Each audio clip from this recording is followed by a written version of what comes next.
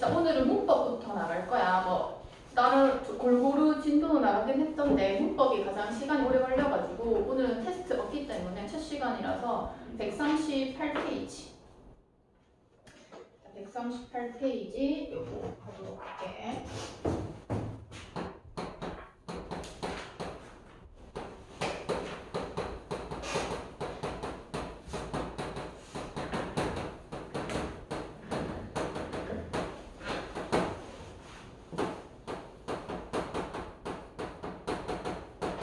학교에서는 이거 어디까지 나갔어? 문법 다 못 나갔을 거 아니야? 시제표까지 했어? 그 정도 한 반 정도 했네 그러면 맞지? 네. 자 그러면은 일단은 138페이지고 그리고 선생님이 나눠준 프린트물 같은 거 학교에서 준 프린트물이야? 아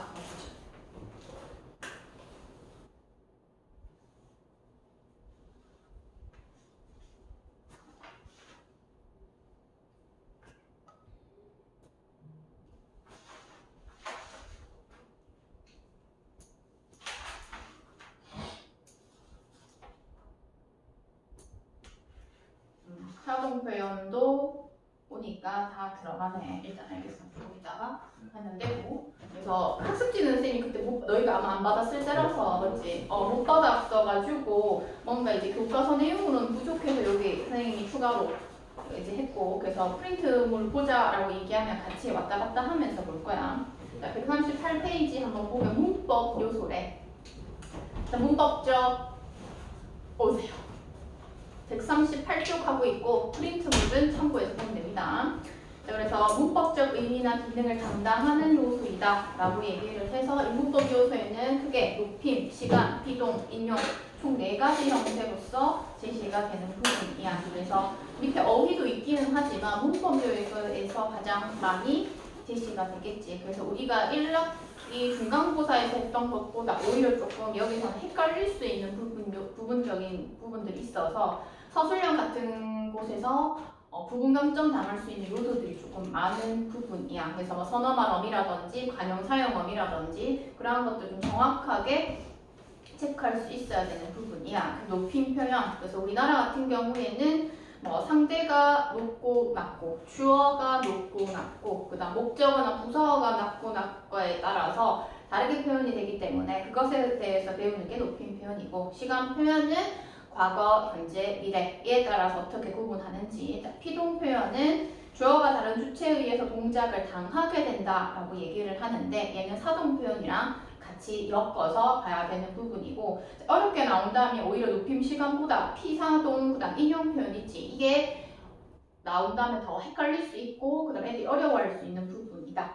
어휘 간다. 개념은 공통된 성격을 지닌 단어의 집합이고 종류 크게 고유어, 한자어, 외래어라고 되어 있어. 고유어는 옛부터 우리말에 있었거나 우리말의 기초에 새로 만들어진 단어다.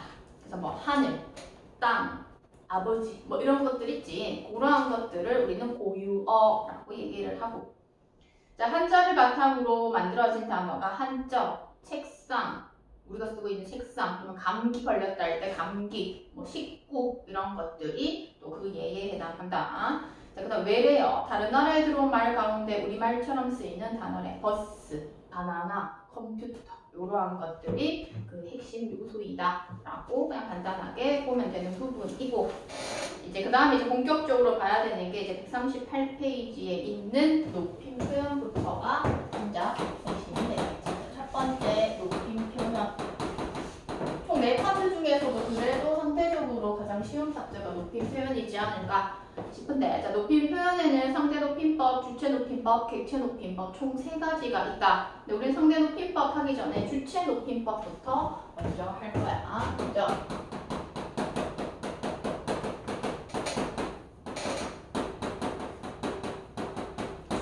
자, 주체 높임법이래. 자, 주체 높임법 같은 경우에는 문장의 주체라고 되어 있지만 우리가 문장 성분과 그 주체와 그 다음에 객체 문장 성분과도 연계되어 있기 때문에 얘는 무엇을 문장 성분 중에서도 주어를 높이는 표현법이야. 그치? 그럼 주어를 높이는 표현법이고 그럼 여기에서는 실현 방법이라고 해서 밑에 나오지. 그 실험 방법에 대해서 정확하게 알아야 되는 부분이고, 그럼 첫 번째 실험 방법 우리가 본다면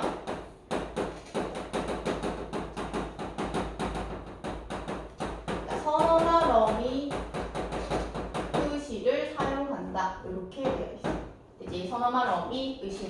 그럼 우리가 선어말어미를 파악하기 위해서는 선어말어미가 무엇인지를 명확하게 알고 가야겠지. 그럼 우리가 선어말어미라고 하면 일단은 어미와 어간이 나오는 거기 때문에 용언, 즉 동사와 형용사여야 하고, 그치? 이것이 활용될 때 어간과 어미로 구성이 되지.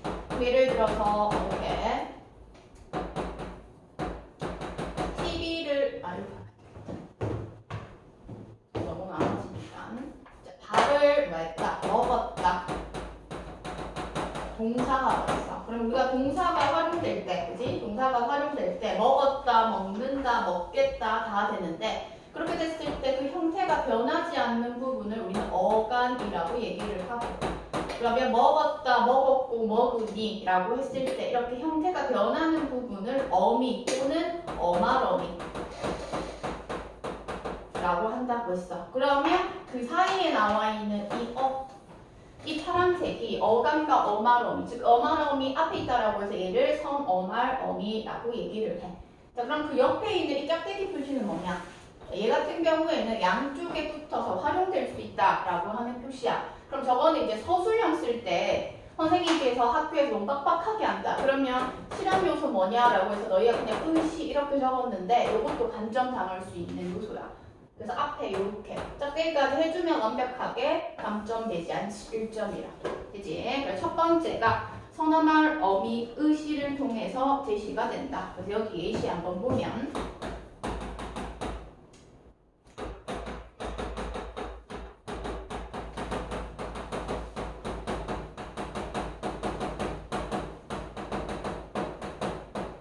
이렇게 되어 있어. 자, 요거 좀 이따 깨서는 조금 기다릴 거고, 부모님께서는 안녕하시지 라고 되어 있다. 안녕하다, 안녕하고, 안녕한 여기까지가 어간. 그러면 여기서는 선어말 어미 시가 쓰였네. 시 뒤에 어간과 어말어미 붙어있지. 요거 붙일 수 있다는 표시야. 그렇게 해서 여기 나와 있는 부모님을 높여서 제시되는 주체 높임법이 사용되었구나. 이렇게 보는 거. 그 다음 두 번째는 조사야. 조사. 우리가 보통 주사를 높이지 않는다면 주격조사 이가. 주격조사 이가를 주격조사 깨서야. 그럼 이 깨서는 앞에 짝대기가 되겠지. 누구누구께서. 그렇다면 여기서는 부모님 있고 그 다음에 깨서 이렇게 되는 거야. 그치? 하나만 더 해볼게.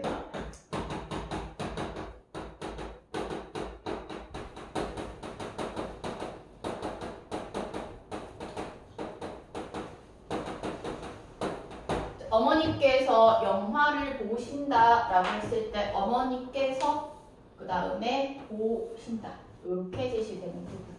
그치? 그렇게 해서 되는 게 주어 어머니를 높이는 거야. 만약에 여기 어머니 자리에 동생이가 들어간다면 깨서 대신 동생이 영화를 보다 이렇게 되는 부분이지. 그렇게 해서 이제 주체를 높이는 거고. 자, 마지막은 특수어미야. 자, 특수어 위에 뭐라고 적혀있냐면 계시다, 잡수다, 주무시다 이렇게 되어 있지. 그거 외에도 거기다가 플러스 해서 적어놔. 그거 말고 진지 이런 거 있지. 아니면 이름을 우리는 뭐라고 성함이 어떻게 돼서 이런 것도 어떻게 보면 특수적으로 이제 높이는 거야. 그러면 한번 해볼까?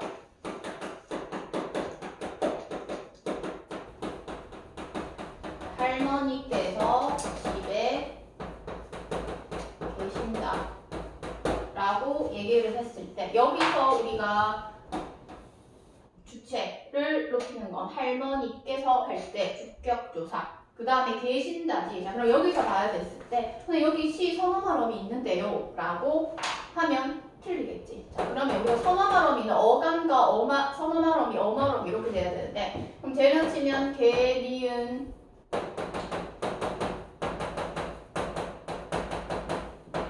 이렇게 돼야 돼. 그러면 중간에 선어말어미를 뺐을 때 기본형이 있어야 되는데 얘는 기본형이 없어. 그지? 근데 얘는 안녕하시지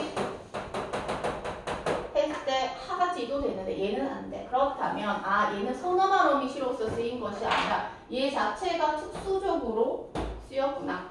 이렇게 봐야 되는 부분이야. 됐지? 그래서 거기에 또 뭐 있어? 주무시다도 마찬가지. 주무시 있지? 이거는 선어말 어미 아니야. 주무시다는 걸 높이는 거, 자다를 높이는 거지. 그치? 그래서 이러한 것들 용어에서 조금 우리가 꼼꼼하게 해야 되는 부분이 있다. 이렇게 보면 돼. 그치? 자, 여기까지가 주체 높임법인데, 자, 그러면 이 주체 높임법은 여기서 우리가 지금까지 했던 것들은 여기 나와 있는 부모님이라든지 어머니라든지 할머니라든지 여기 나와 있는 주어를 직접적으로 높이는 거야. 직접적으로 높이는 게 이만큼 있어. 그러면 주체 높임법 같은 경우에 다른 높임법과 다르게 직접과 또 간접으로 또 나뉘게 되어 있어. 그러면 우리가 지금까지 했던 건 주어의 직접 높임법이고 주체 중에서도 직접 높임법에 해당하는 부분이고, 지금 해야 될 것은 주체 높임법 중에서도 간접 높임법에 해당하는 것을 우리가 예시로서 살펴볼 거야. 되지? 자, 그러면 간접 높임법과 관련해가지고 우리가 본다면 얘 같은 경우에는 주체를 높이기는 하는데 주체와 관련된 신체, 사물 등을 간접적으로 높인다.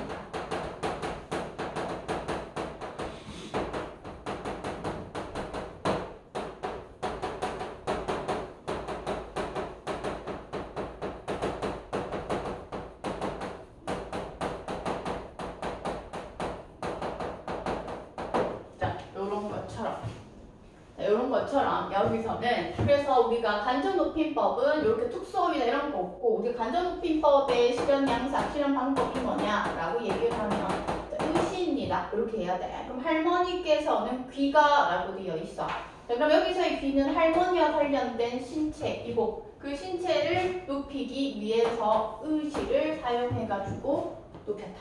되지? 그러면 신체와 관련해가지고 제시가 되는구나. 또는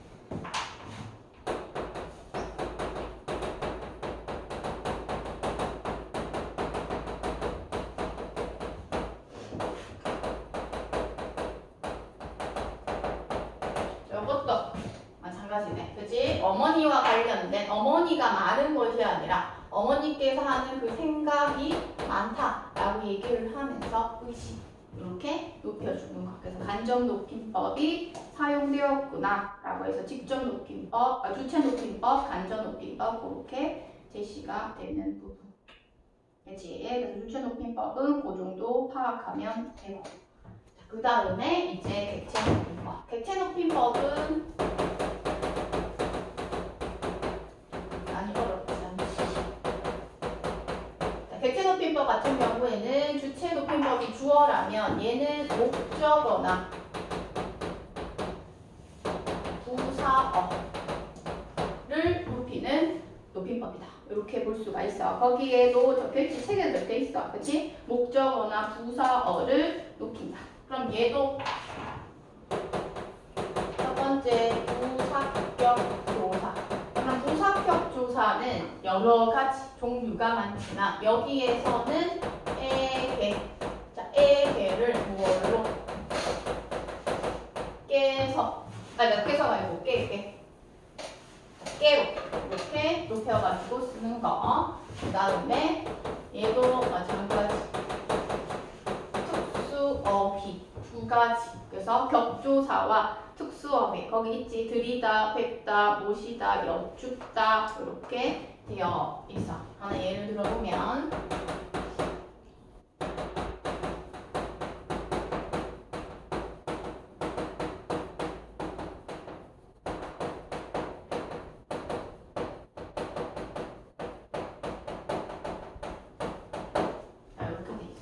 영희는 할머니를 모시고 병원에 갔다. 그럼 영희는 주어고 할머니를 목적어야. 그지? 목적어고 할머니를 높이기 위해서 모시다라고 하는 특수어휘를 가져왔네. 그럼 여기서는 높임법이 실현된 건 특수어휘를 통해서 할머니 객체를 높이고 있다. 이렇게 살펴볼 수 있어야 되고, 만약에 할머니가 동생이라면 데리고 이렇게 되겠지. 그치? 데리고인데 할머니는 높여야 할 대상이기 때문에 이렇게 제시될 수 있는 부분. 그 다음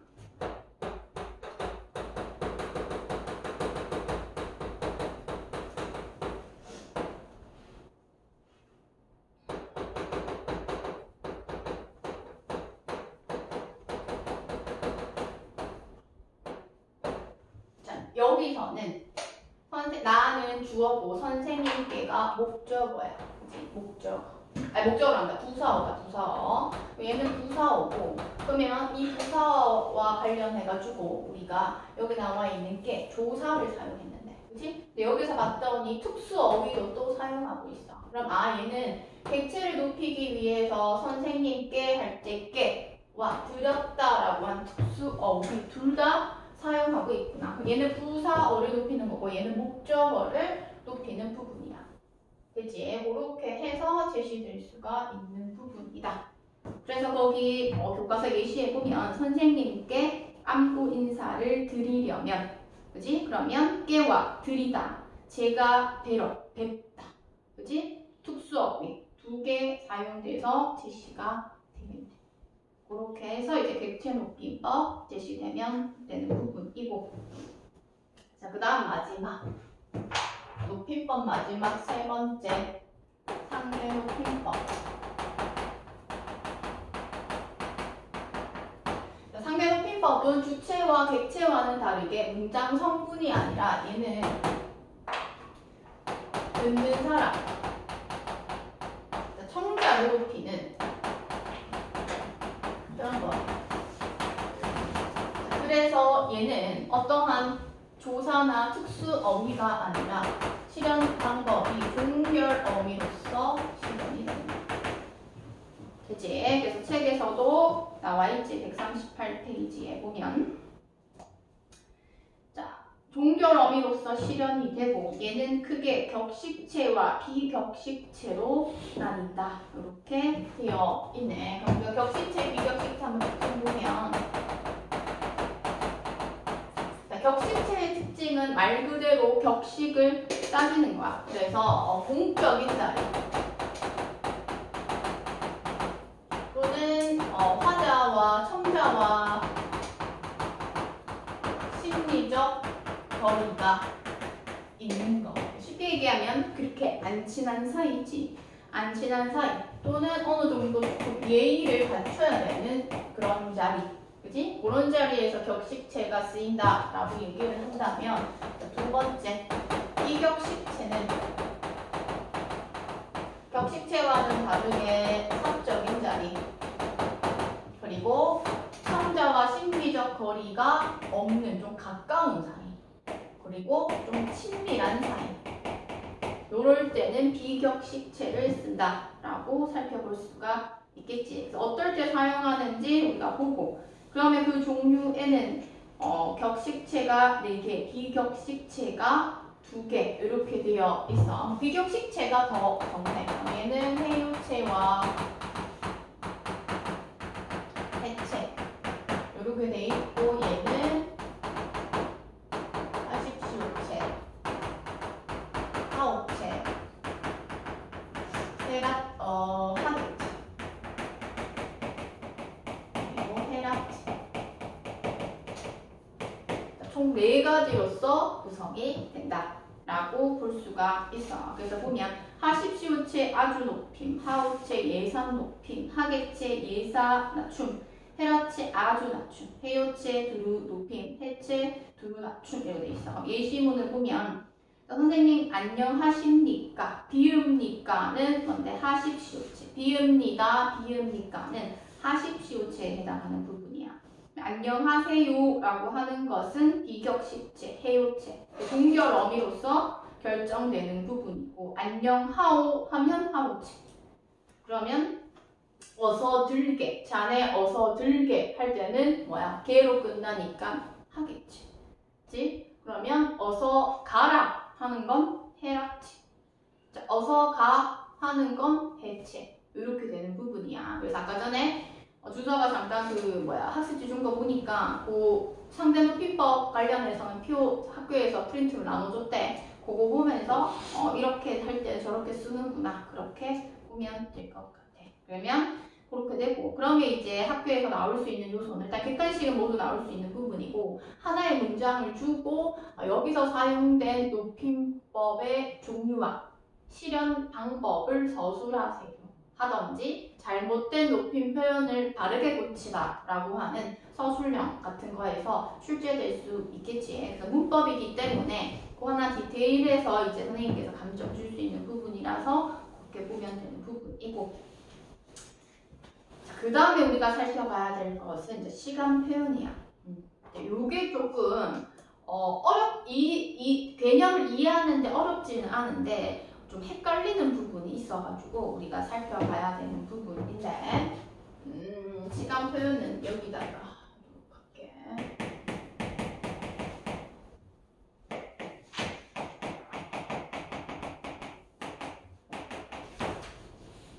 시간 표현. 시간 표현은 139페이지 아주 정리 잘 돼 있어. 그래서 비교 잘 하기 위해서 과거, 현재, 미래 이렇게 해서 제시가 되어 있네. 그래서 먼저 우리가 종류를 보면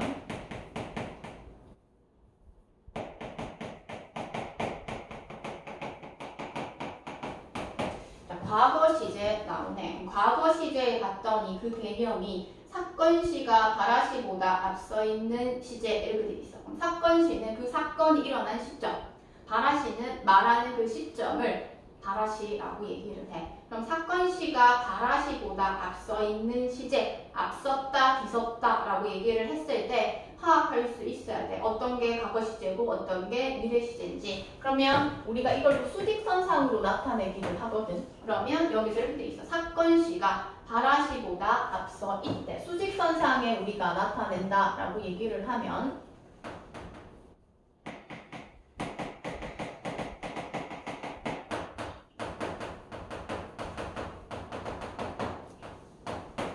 이렇게 됐을 때 사건 시가 바라시보다 있다, 앞서 있다 이렇게 얘기를 해. 되지? 그래서 그렇게 보면 되는 부분이고, 이제 실험 방법이 아주 다양하지. 실험 방법에는 선어말 어미, 관형사형 어미, 부사어 이렇게 되어 있어서 요거를 잘 봐야 돼. 그래서 첫 번째 보면 첫 번째 실현 양상은 보면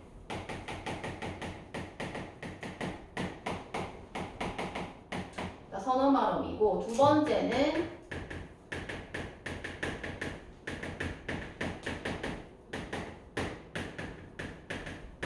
관형사형 어미고, 세 번째는 시간부사. 이렇게 총 세 가지로서 구성이 된다. 그렇다면 우리는 선어말 어미는 했어. 그치? 선어말 어미는 어떤 게 있는지, 어떠한 개념인지 했다. 그래서 봤더니 종류가 엇, 그 다음에 더 이렇게 얘기를 해. 그럼 첫 번째 있는 엇은 가장 기본이야. 가장 기본적인 과거 시제 선어말 어미고, 엇과 엇 같은 경우에는 우리가 더 과거 시제라고 얘기를 하고, 더는 회상 시제 이렇게도 부른다. 됐지? 그러면 여기서는 이제 예문이 없기 때문에 선생님이 추가 프린트물에 예문을 좀 넣어놨어. 그치? 그래서 이거 선생님 준 프린트물은 예시가 많기 때문에 공부할 때 적용하라고 선생님이 얘기를 넣어놨잖아. 그러면 가장 기본. 그러면 두 번째 문제 한번 보면, 두 번째 예시. 우리는 영화를 보았다. 이렇게 되어 있어. 자, 그러면 우리가 사건시, 바라시 이렇게 보면, 자, 사건시 같은 경우에는 영화를 본 거야. 그럼 영화를 본 거를 우리가 일요일이다 라고 얘기를 했으면, 자, 사건이 일어난 건 일요일. 우리는 영화를 봤다 라고 얘기하는 건 지금이야. 오늘 일요일이지. 그치? 그럼 시간적으로 이렇게 앞서 있다라고 얘기를 하는 부분이고, 그럼 선어말 어미와 관련해서는 어간, 어말 어미 사이에 뭐가 있어? 여기서는 앞 시라고 하는 선어말 어미가 구성이 되어 있네. 그치? 그렇게 해서 제시된다. 이렇게 살펴보면 되고. 그리고 뭐 보았다. 그 다음 밑에 나는 시냇물이 흐르는 곳에 살았었다. 더 과거야. 그치? 조금 줄여서.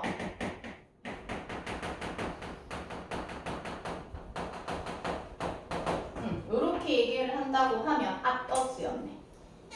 그래서 얘는 어제 영화를 본 거 또는 뭐 지난주에 영화를 본 건데 예전에 나는 시골에 살았었다. 이렇게 하는 거 보면 더 과거와 관련해서 제시되기 때문에 이렇게 구성이 되고. 자, 그 다음에 마지막에 태희가 도서관에서 책을 읽더라. 그러면 태희가 도서관에서 책을 읽은 걸 봤다라고 얘기를 하는 거지. 뭐 어제 또는 지난주 있더라라고 얘기를 하면서 요거를 우리는 더 해상시제 이렇게 얘기하기도 해. 여기서는 더 이것도 중요하지만 어간과 어말 어미 사이에 오는 선어말 어미다. 요거를 잘 기억해야 된다. 이렇게 보면 되는 부분이고. 됐지? 자, 그 다음에 우리가 보면 두 번째 관형사형 어미 나와 있어. 자, 관형사형 어미에서 중요한 것은 동사와 형용사가 나누어져 있어. 지금 동사와 형용사가 나누어지는 건 총 세 가지거든. 그래서 보면 현재 시제는 선어말 어미, 관형사형 어미 다 나눠져 있고 과거 시제는 관형사형 어미만 나누어져 있어. 동사에는 의, 니은 그리고 더니, 형용사에는 더니 이렇게 구성이 되어 있네. 되지? 자, 그래서 우리가 한번 살펴보면 또 관형사형 어미 가자. 어제 내가 먹은 음식은 매우 맛있었다. 줄여서 적는다.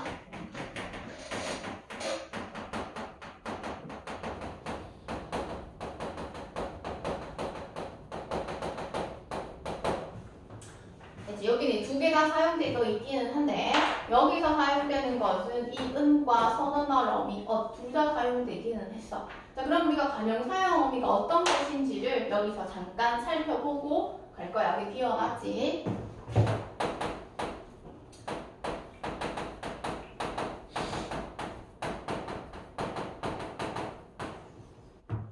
일단 위치상으로 그냥 우리가 단순하게 접근해보면 얘는 선어말 어미이기 때문에 어간과 어말 어미 사이에 있었어서 얘가 선어말을 있으면 양쪽에 뭐 있어. 그치? 근데 얘는 여기서 끊겼어. 맞지?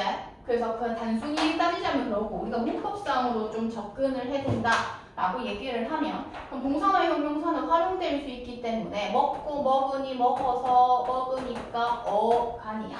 그치? 그 다음에 여기에 어떠한 어미가 오냐에 따라서 얘는 또 문장 성분으로서 다른 역할을 해. 그러면 우리가 여기서는 얘를 관형어로서 만들어줄 수 있는 관형사형 어미라고 얘기를 해. 그럼 이거 어떻게 관형사형 어미인지를 한번 살펴보면 자, 먹은 음식이야.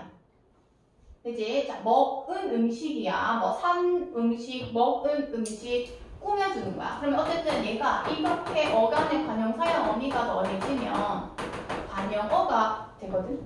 관형어. 그럼 관형어의 특징은 뭐냐 하면 체언을 꾸며줘. 명사, 대명사, 수사를 꾸며준다 라고 하는 특징이 있지. 그래서 봤더니 얘는 음식이라고 하는 명사를 꾸며주네. 그래서 여기서 선생님이 약간 헷갈린다라고 얘기를 하는 거 선어말 어미는 그동안 좀 했는데 관형사형 어미 같은 경우에는 이제 조금 문법을 그전 좀 다뤘거나 그래서 기초가 좀 있어야지 조금 파악할 수 있는 부분이라서 이렇게 그치? 그래서 나중에 뭐 하게 될 일도 있겠지만 먹개라고 얘기한다면 이거 없고 개가 붙으면 부사형 그치? 부사형 어미 먹기 하면 명사형 뭐 이렇게 해서 제시되거든. 어쨌든 여기서는 관형사형 어미 들어가면 된다. 그래서 여기서 봤더니 여기서는 내가 먹으니야. 그러면 그 음식이 이미 내가 먹어버린 상태이기 때문에 지금 이걸 음식을 먹은 거는 토요일이고 그것을 말하는 거는 오늘 일요일이야. 그렇기 때문에 여기는 관형사형 어미를 통해서 과거 또 선어말 어미를 통해서 또 과거 이렇게 되는 부분이지. 되나? 그 다음에 밑에는 뭐가 있어? 형용사 있네. 형용사. 자, 어리던 조카가 대학생이 되었다.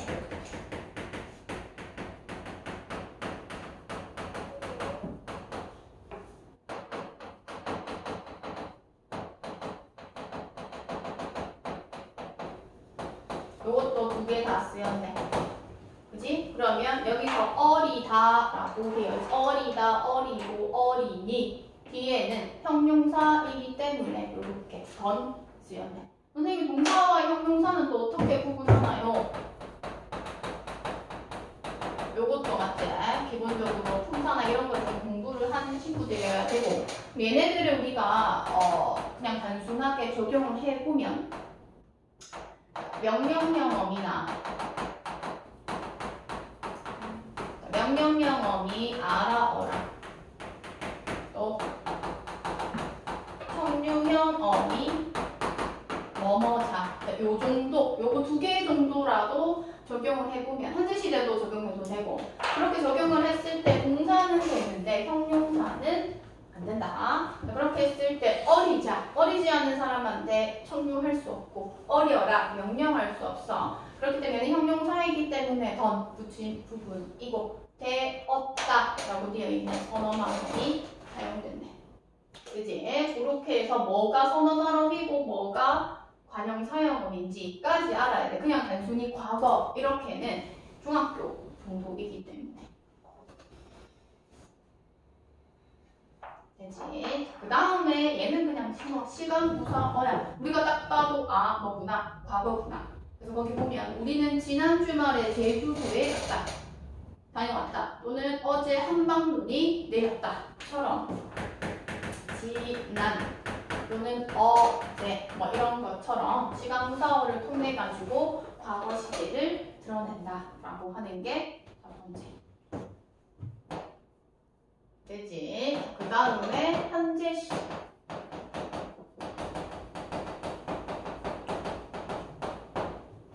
현재 시제 간다. 현재 시제는 거기에 책에 보면 현재 시제는 사건 시와 발화 시가 일치한다 이렇게 돼 있을 거야. 그렇지? 그러면 얘는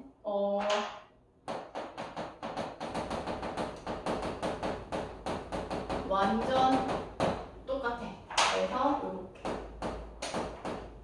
살펴볼 수 있고, 얘도 똑같이 선언어미, 관형사형어미, 부사어미 이렇게 된다. 그럼 이제 이 개념에 대해서 우리가 파악했으니까 이제 적용하는 것만 보면 되는데, 그럼 얘도 마찬가지. 얘는 동사와 형용사가 둘 다 나눠져 있어.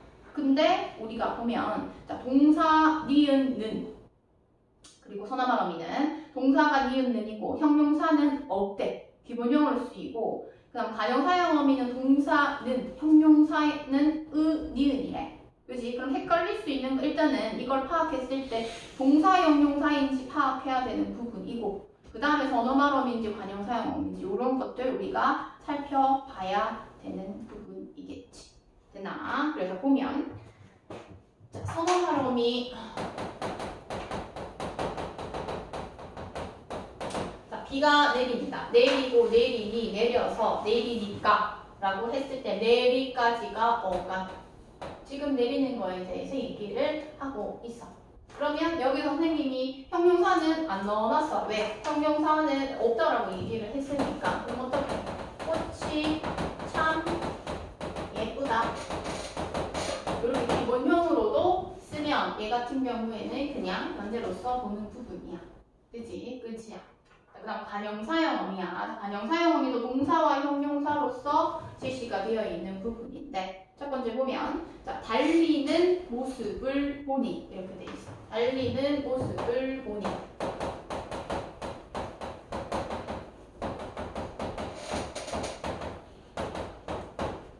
달리는 모습을 보니 마음이 후련하다.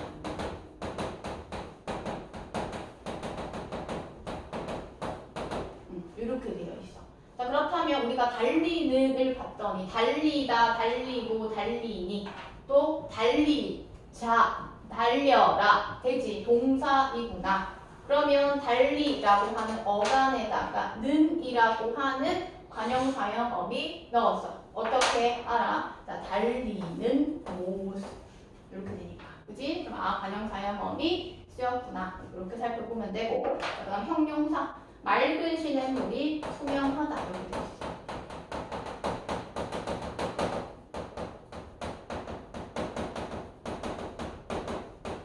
맑은 시냇물이 투명하대. 그럼 여기서도 마찬가지. 막자, 말아라 안 돼. 말아라는 감탄할 때 쓰이는 거기 때문에 명령형이 아니야. 그래서 보면 여기서도 관형사형 어미 쓰였고 맑은 시냇물 관형사형 어미로서 구성이 되어 있어.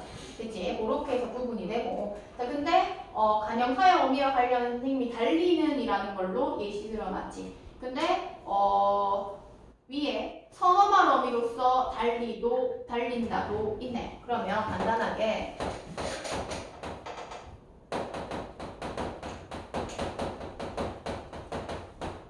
요걸로써 보면 얘는 선어말 어미래.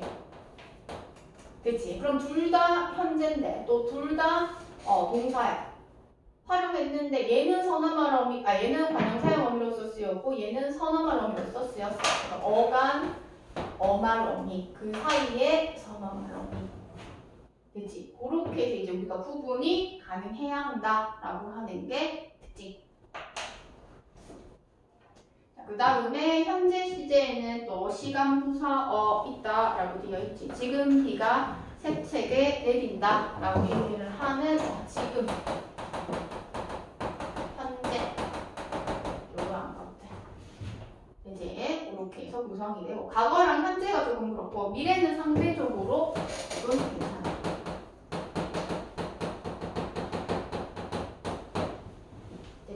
시제 마지막이야. 그럼 시제 마지막 미래 시제 제시되어 있기 때문에 얘는 사건시와 발화시 구성할 때 과거 시제를 생각하면 되겠지. 자, 과거 시제는 사건시가 발화시보다 앞서 있다라고 얘기를 하고 있는데 얘는 반대야. 얘는 발화시가 사건시보다 앞서 있다.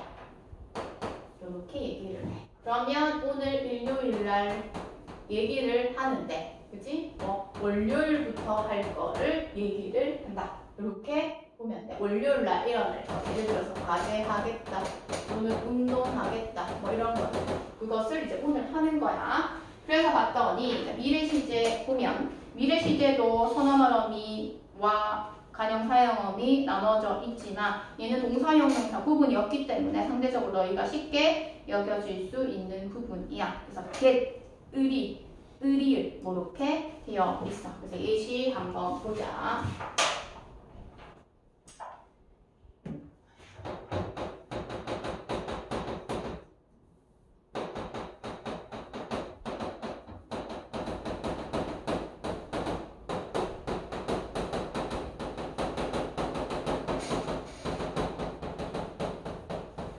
이런 예시가 있다라고 본다면 자, 내리다, 내리고, 내리니까 라고 했을 때 어간에다가 선어말 어미 이렇게 get 쓰였네.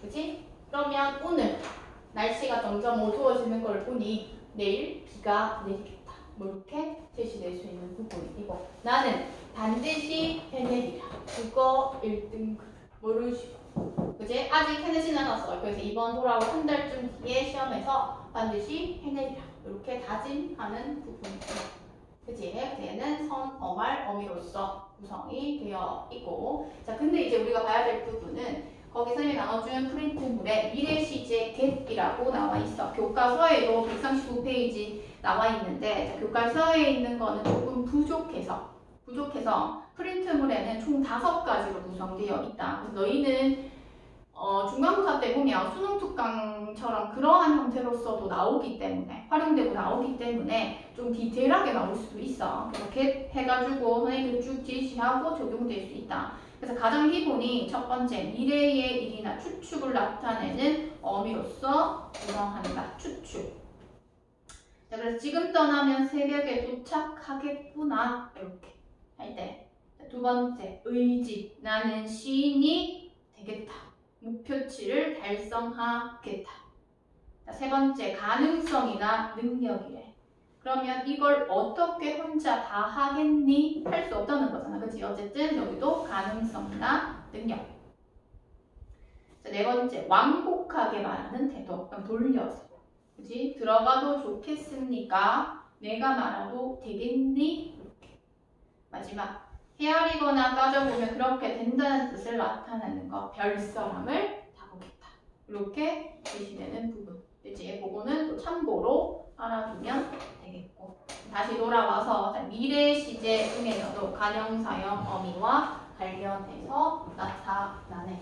그치? 관형사형 어미 의리율과 관련해서 보면